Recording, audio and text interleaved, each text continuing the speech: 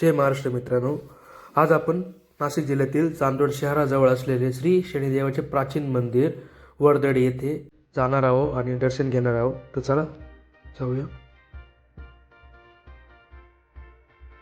आपण बघत आहात हा येवला मनमाड रोडवरील असलेला अनकई टंकई किल्ला. अतिशय भव्य दिव्य असा मनमाडकडून चांदवडकडे जाताना मनमाडपासून अवघी 17 ते 20 किलोमीटरच्या दरम्यान श्री शनिदेवाचे प्राचीन मंदिर आपल्याला इथे बघायला मिळेल.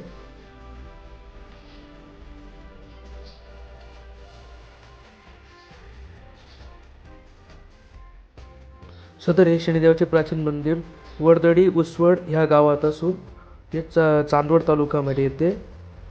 आणि इथे असे आख्यायिका आहे का श्री शनी महाराजांचे शनी महात्मेचे ग्रंथ आहे, ह्याच्याशी इन्स्पायर आहे हा. पुढे उज्जैनीचा राजा विक्रमादित्य यांचे कहाणीशी संदर्भ आहे.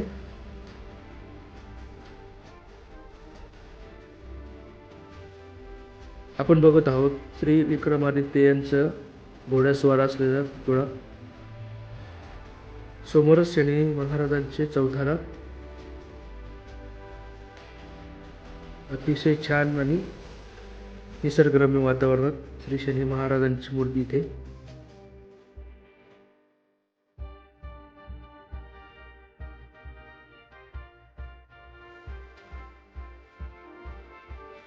शनिवार, शनी अमावस्या अशा विविध काळात इथे भाविकांची बरीच गर्दी असते.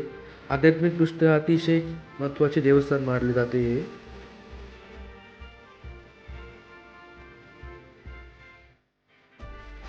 सदर ह्या शनी मंदिरापासून पुन्हा अवघी 200 मीटरच्या अंतरावर म्हणजे दरी असते, त्या दरीमध्ये श्री शनी महाराजांचे मंदिर आहे.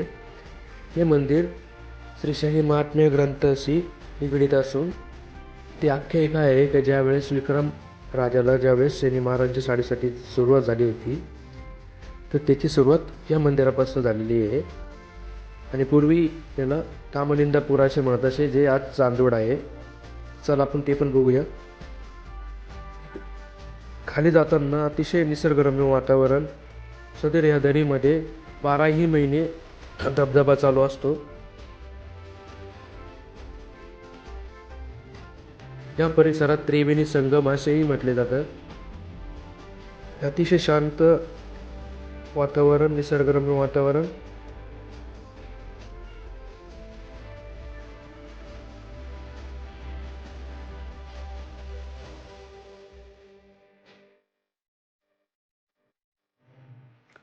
सदर इथे शनी महाराजांचं मंदिर आहे,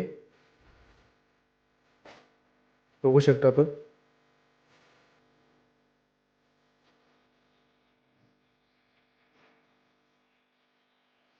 या धबधब्यात पावसाळ्याच्या सीझनमध्ये अतिशय मोठ्या प्रमाणावर हा धबधबा चालू असतो.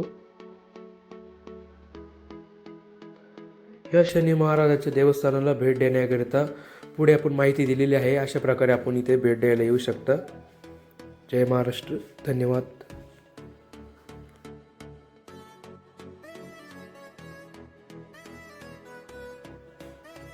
सदर या शनी महाराजांच्या मंदिरांना भेट देण्याकरिता संपूर्ण माहिती आपण दिलेली आहे. तरी एक वेळेस आपण इथे आवर्जून भेट द्यावी. धन्यवाद. जय महाराष्ट्र.